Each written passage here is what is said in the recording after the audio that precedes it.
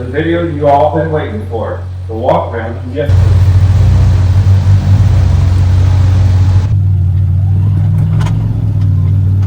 Off at the front, because that's where I started, and we'll work our way to the back. So if you come up here, these are all custom one-off A-arms. They're all 1.5 inch, 1/4 inch wall DOM tubing. That's the tubing size. On all the A-arms, all the tie rods, all the supports is all 1/4 inch wall, so it's super strong. Got tired of breaking just about every A-arm out there on the market on our other portal machines, so we knew this one was definitely going to see some serious abuse with these 44s. So we got A-arms. We moved our shocks to back to the top A-arm. Pro Series stuff like Pro Rs and Turbo Rs, and they go down to the lower A-arm. That's good for high-speed stuff. There's really nothing wrong with it for rock crawling. The biggest thing was doing a trail repair, taking the CV shaft out on the side of the trail. It's just kind of a pain in the butt. So we went back to the upper A-arm, and then we get a cool effect with the shocks coming up through the top. That's a custom mount welded onto the frame. So we went with the Fox Air shocks. No coil springs on these. They are a rock crawling shock. What's cool about them is we can keep the center of gravity real low because we run low ride height, but you don't have as much pushback as a coil spring with them, and it feels a little bit more stable to me. 1/2 inch body Fox Air shocks, 12 inch travel. Factory shocks are, I believe, 10 inch travel, so we actually have more travel up front. RZRs don't have a whole lot of up travel. Pretty much all side by sides have hardly any up travel. So I increased the travel 7 1/4 inches front and back by doing that, so it has more up travel now. The tire comes way up to here when it's articulating. Limit strap, custom 1/2 inch thick portal plates, 6 inch dual idler, 45% portals, billet, 1.25 inch heims out here. These are 3/4 inch heims. Steering is 7/8 heims. This is all with that 1/4 inch wall tubing, 1/4 inch wall tubing. This is a 1/4 inch plate. And another thing too, with all that weight down low, unsprung, is really good. It keeps you planted when you're off camber. No more bushings like regular control arm bushings. These are all 3/4 inch heims. We got gussets going to the frame, weld washers, all the goodies to keep the frame strong, because you got all this leverage out there, you got all this beef out there, you got to make the frame strong. So it's all, like this is all 1/4 inch plate here with another weld washer. Same in the back section there. The hydraulic ram, so if you look at this right here, this is a whole front subframe assembly from here forward. This is where the factory frame stops. This is where your bumper would be. So the ram mounts to this. This is all 1/2 inch plate. This is all 1/4 inch wall as well. The reason I went with this setup for steering, the reverse mount ram kind of setup, is because there's so much travel on this one. I didn't want to get a bad bump steer by mounting the knuckles out here. The tie rods would have been a lot shorter, so you would have had a bad bump steer. So there's no bump steer with this thing at all, with all this travel. So this is what they would call like a triple pivot A-arm. I guess like the big mud guys run them down south on those big tractor tire razors. But this is basically an added support for the A-arm. So now there's 3 points of contact to the chassis. And then the lowers, what I like to do is I run these kind of like a tie rod. And then so what you can do is load them forward. You snug them up, shorten the bar, and it snugs up the A-arm. There's zero clunking, any movement in the front end of this thing. Normally RZRs and stuff, you feel the floorboards kind of knocking and clunking and stuff from like loose ball joints and control arm bushing and stuff. This thing is solid. The steering ram is different than the normal ram setup. Well, it's a 6 inch, actually it's a 6 inch trail gear ram. It's the same ram I run on my machine. It's just mounted differently. It's a reverse mount setup. So the tie rods, they, instead of hooking on to the end of the ram, they hook on to the plate. To the plate, so it makes a longer tie rod. No bump steer that way.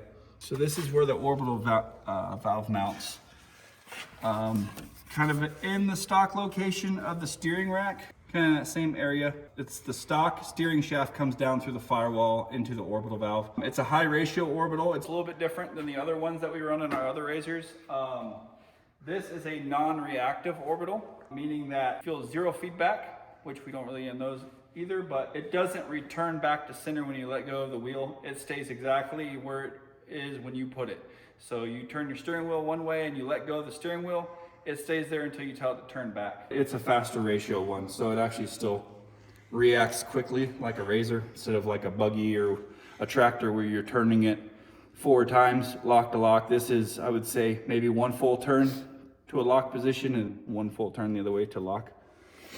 And this whole front bumper is all tied into the frame. Down here, the triple pivot off of the A-arm is mounted here. It ties into the shock tower up here, ties into the roll cage mount up here, so it's all one piece. So it actually really helps strengthen the frame quite a bit. I don't see a radiator. Yeah, there is no radiator. This kind of takes up all the space for the radiator.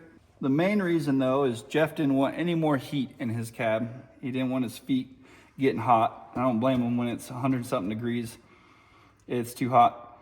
So we actually moved the radiator to the back. And we'll see that when we go to the back. We'll see that in a minute. And then the only other thing is the air horns. More commitment. Oh man, we gotta talk about Jeff's train horns. One got kind of broken. We don't need to talk about that, but yeah, it's still pretty loud. Still got 2 trumpets, and it runs off the air tank and onboard air we have, which you'll see in the back, and it's really loud. Let's move to the inside. I think we're done with the front, right? What's this little gold thing down here at the bottom for? Oh, this guy right here? Yeah. That's for like Can-Ams and stuff. Pulling them out. Can-Am guys are gonna love that. And the brakes are come with a 6-inch portal. And I guess what I'll talk about too is since the radiator is no longer up here, there's all kinds of bracketry and stuff. That's all been lobbed off because the shock now goes up and through here. So just got rid of it all. It's a factory Pro R brake system. The rotors are bigger, quite a bit bigger with the 6-inch portals. When you get portals, you get bigger rotors. Okay, so first thing is with hydraulic steering, your steering's never in the same spot. So with a factory steering wheel that's flat bottom, it would always be crooked, which it's not really a big deal. It drives me nuts to have a flat bottom steering wheel and it could be anywhere along here. And another thing, I hate those tiny little go-kart steering wheels. It's like driving a golf cart around. So now we got a removable steering wheel, and I believe this is a 13 and a half inch steering wheel.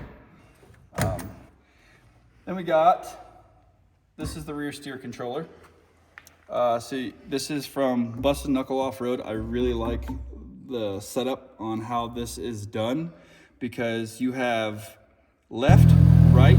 So you turn your steering wheel left, you push left, and you turn left real tight, and you can hold this trigger button and it'll hold the tires where you want them, and then when you let off it automatically self-centers, or you click forward and it puts it in a crawl mode, so you put the tires where you want. It doesn't move until you click it back and then go to self-center. So it's really cool. It has a whole bunch of options there, and it self-centers every time, which is nice. Aux beam controller for all of our lights, accessories. This is the rear steer button here. So you click that on, and so you can actually, when you get ready to get on the road or something, you don't accidentally hit the button, you can turn it off because this thing, your hand is always on it. So you don't want to accidentally. That is a Bryce safety feature for Jeff. Yep, because Jeffro would be like, oh,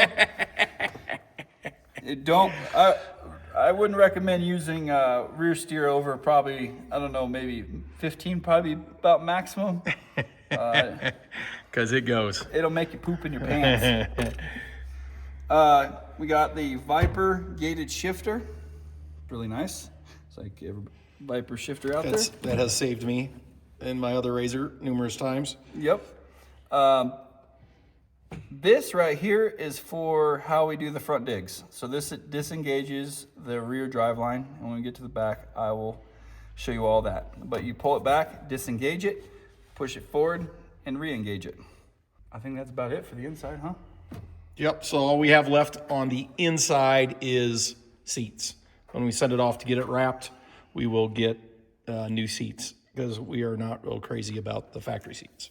And they're blue. And it's not gonna match the whole theme that we got going on. All right, let's talk about the cage. Okay. So the cage is a CageWorks, I think Baja spec cage. It's their flat top, it's the only flat top, the one they got.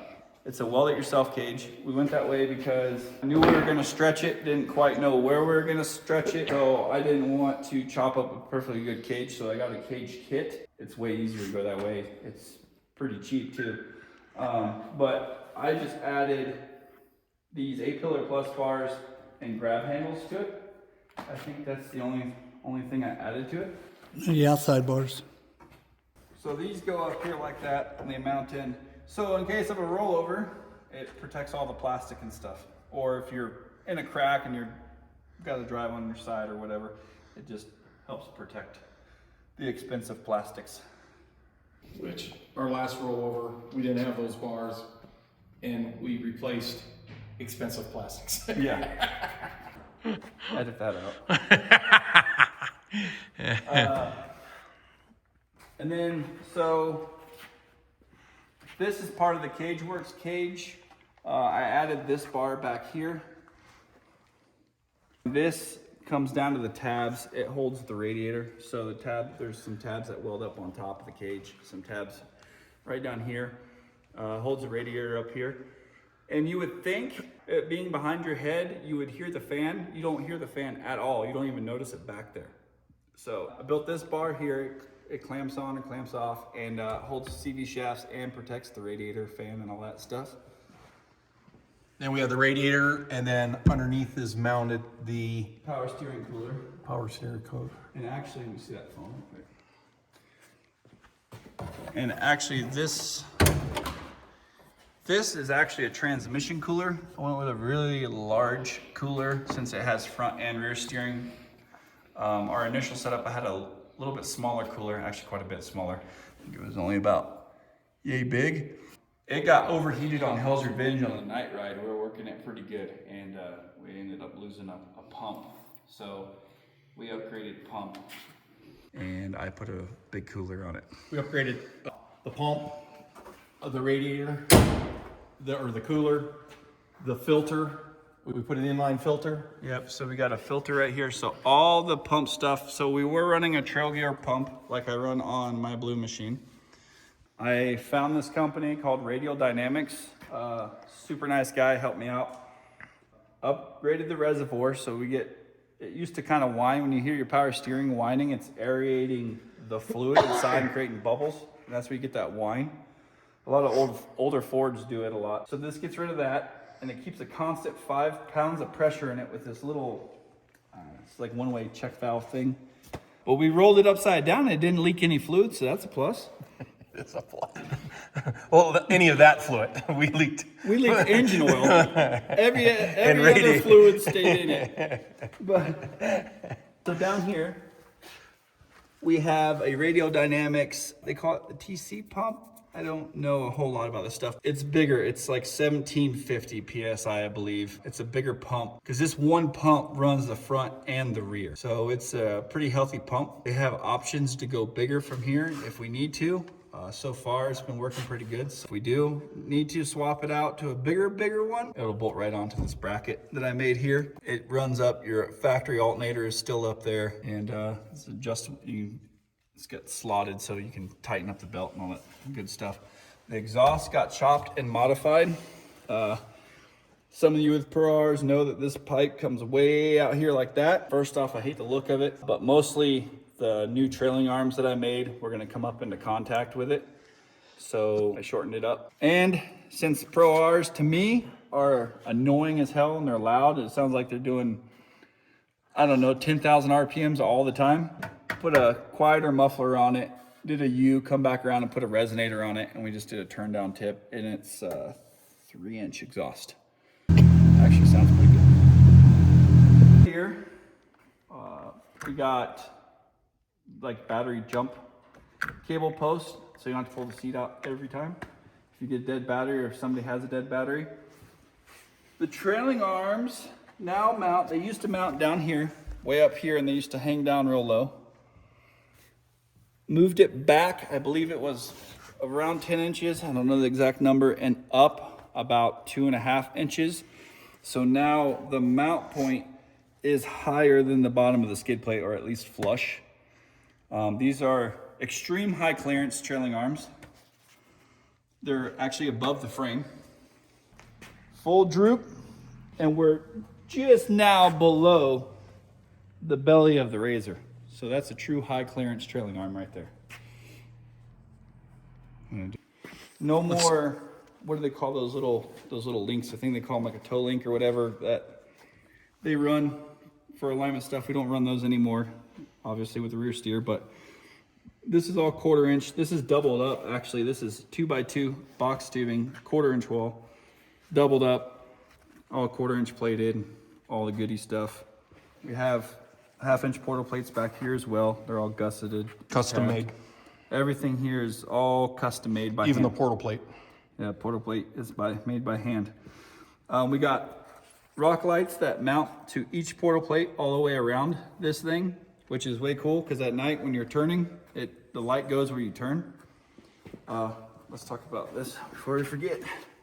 This is the drive shaft disconnect. So this is a collar on 2 splines, and basically it separates it so it'll free spin, and when you push the lever back, it re-engages it.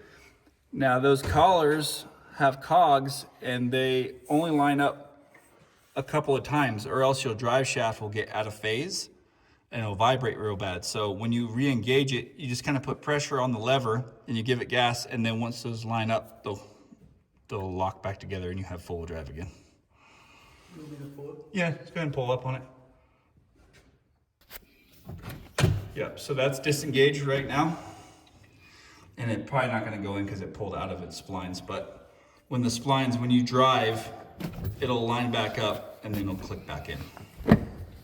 The frame stretch is, damn, I did it so good, I forgot where I did it. This used to be up here. So the frame was stretched 8 inches. So everybody that keeps telling me that this thing is not stretched, it is stretched. It's stretched right here. Go look at your Pro R. This bar used to be up here. So the rear diff is moved back. So now the engine stayed in the same spot, just the rear diff moved back. So now it's kind of more of a mid-engine setup, which is nice to get a little bit more weight transfer up on the front. That's why this bumper sticks out this far from the taillights, because all the plastics are factory. This is literally a factory Pro R. The engine, the transmission, the drive shaft, the front diff, Rear diff.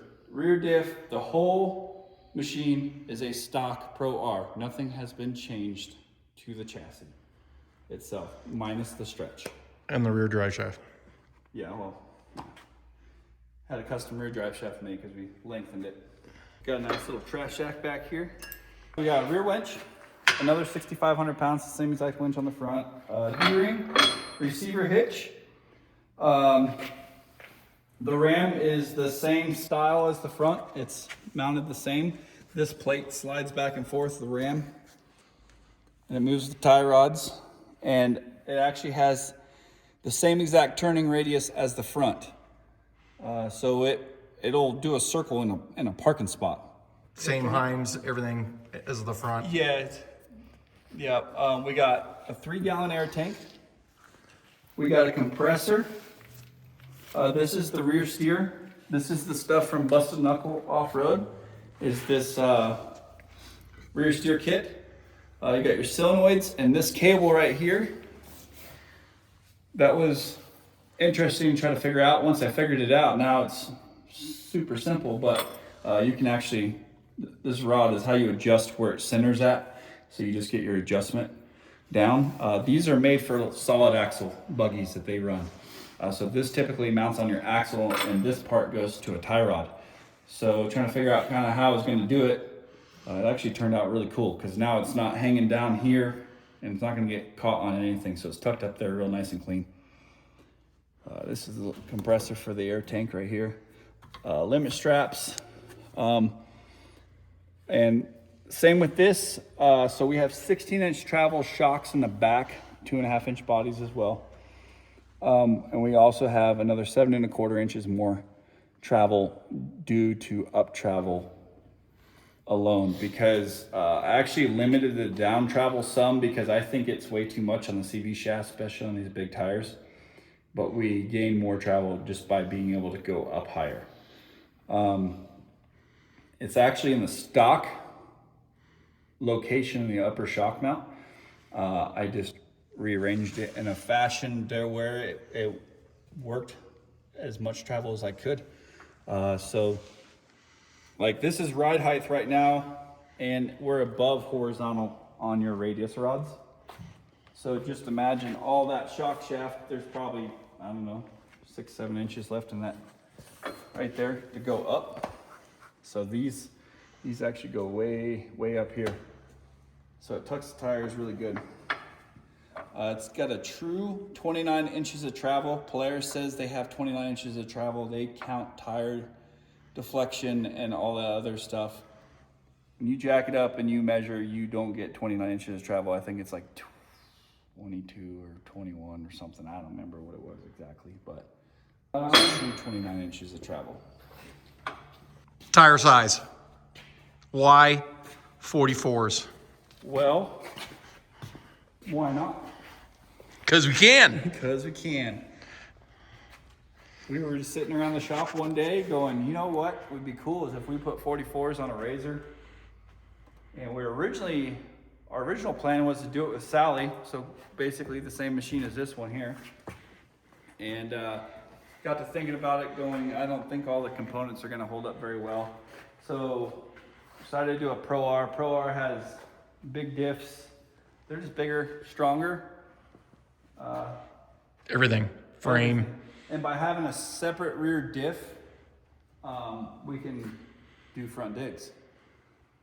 So right here, just so everybody. So it's not a front wheel drive machine. It's not a front wheel drive machine. It can be. It can be a one wheel drive in the front machine if you do an open diff and not lock your diff. But I assure you it is full wheel drive. Where is it? Right here. Jeff, can your camera pick that up? 44 1350 R20. It's down there too. Oh, that's bigger right there. 44 1350 R20. 20-inch wheel. These are 9.5-inch wide wheels. I don't remember what the company name is, but there's their little logo. They were, I would say, were made to order. They're not like a custom one-off wheel, but they were made to order, and they were very expensive to try to get this bolt pattern. It's still running the 5-on 4.5 bolt pattern. And did not come with a hub. And did not come with center caps. So still got to call them up and make a complaint about that. They were, what, $800 a rim? I think there was like 7 something. Yeah, close to 8. Yep. We got an SSS off-road skid plate. It's got wrap-up side protection, which is nice. And it does have a top for this. I don't know where it is right now, but it's getting wrapped, so we didn't put it on. So it's got a top, and then I don't know if I already showed them this. Put the C-deck material on it, makes it nice and quiet, and the top has the same thing too. No squeaky. No squeaky, no rattles. It's nice and solid. It sounds like a Bentley. I think that might be about it. I mean, it only took me a week to build, so it was pretty easy. Yeah, so what about the color? How did you come up with the color of this machine? Even though the wrap's gonna change a lot of it, but all the A-arms, trailing arms, roll cage, Well, we kind of want it to be a little bit like whiskey. Ordered the wheels and we matched everything to the wheels. Because it's called Jeff Proof, stronger than whiskey. That's the slogan right there. You'll have to wait and see the wrap. That'll be a surprise for a later video. Stay tuned for more videos to come. Like and subscribe. And we will see you in Red Rocks, April 23rd to the 25th, Moab.